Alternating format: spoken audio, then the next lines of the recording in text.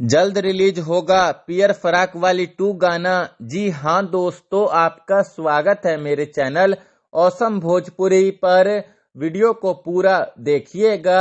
Video पसंद आए तो वीडियो को लाइक और चैनल को सब्सक्राइब कीजिएगा।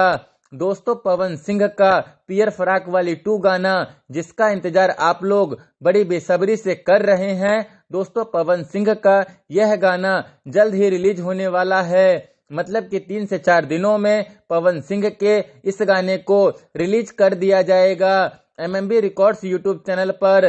दोस्तों, पवन सिंह के इस गाने को आशुतोष तिवारी ने लिखा है और प्रियांशु सिंह ने इस गाने में म्यूजिक दिया है।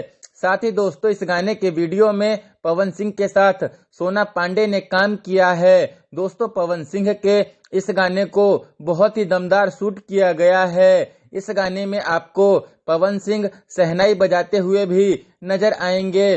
और सबसे बड़ी बात, इस गाने में पवन सिंह, सोना पांडे के अलावा पवन सिंह के साले साहब विक्की सिंह ने भी काम किया है। दोस्तों, पवन सिंह का यह गाना इस साल का भोजपुरी इंडस्ट्री का सबसे बड़ा लगन स्पेशल गाना होने वाला है।